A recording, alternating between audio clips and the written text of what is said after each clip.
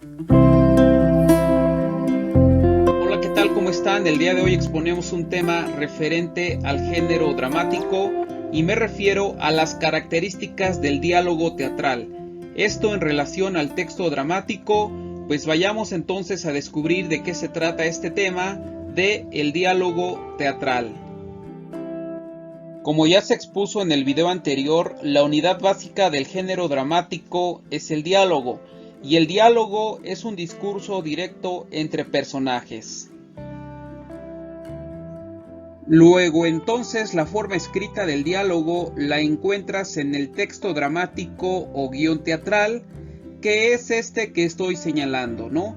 Donde existen personajes más todo lo que dicen esos personajes. Esa es la forma escrita del diálogo. ¿Cuáles son entonces las características del diálogo? Número 1. El diálogo debe ser sintético, es decir, se deben de utilizar frases cortas, puesto que si son frases excesivas, los parlamentos pierden frescura y concreción propia del género dramático, es decir, se vuelve un diálogo aburrido. Por eso el dramaturgo debe ser capaz de mostrar el carácter del personaje y los propósitos del personaje durante su intervención en esas frases cortas que está escribiendo. Esto lo logra seleccionando las palabras adecuadas para poder mostrar ese carácter del personaje que nos pide como primer regla de este género. Número 2. Permite ver el carácter del personaje. Cuando hablamos de carácter, debemos de comprender que se refiere que dentro del texto mismo, que dentro del diálogo mismo, se deben de ir respondiendo las siguientes preguntas como mínimo. ¿Cuál es su idiosincrasia del personaje? ¿En qué se ocupa? ¿Quién es ese personaje? Por eso cada personaje tiene una identidad que se forja adentro del texto dramático que, como ya se mencionó anteriormente, se desarrolla a través del diálogo. Número 3. Brinda información adicional sobre la obra. ¿A qué se refiere esto? Principalmente a los antecedentes de la obra, al contexto de la obra. Y cuando hablamos de estas dos características, hablamos del tiempo, hablamos de espacio, de donde se está desarrollando la obra. Por ejemplo, si es una obra de teatro de la Edad Media, pues el diálogo mismo nos va a mostrar que es una obra de ese tiempo. Si es una obra de la etapa del Renacimiento, el diálogo mismo nos va a llevar a ese contexto histórico en el cual se está desarrollando esa historia. Por eso, a través de este mismo, se recrea una atmósfera y esa atmósfera nosotros la imaginamos en un tiempo y en un espacio. Número 4. El diálogo fomenta la acción. ¿Cómo entendemos esta característica? De la siguiente manera. En cada parlamento se fomenta la acción porque se provoca la reacción de los personajes que generan conflictos o los soluciona. Cada que hay una intervención de los diversos personajes va desarrollando una historia y esa historia generalmente te lleva a un conflicto en específico dependiendo de la historia que se esté recreando. Pues existe una dinámica entre personajes que permite el avance de la acción dramática, el avance de esa historia constante y que se mantiene para, por supuesto, terminar en algo. Por eso el diálogo fomenta la acción. Número 5. Cuenta con acotaciones o didascalias.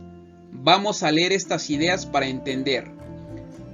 Una acotación o didascalia son señalamientos o indicaciones que se encuentran en cada personaje. Estas generalmente se presentan entre paréntesis o en cursivas y su propósito es indicar al lector el lugar físico de la acción, la época, algunos rasgos de los personajes, sus estados de ánimo, sus acciones.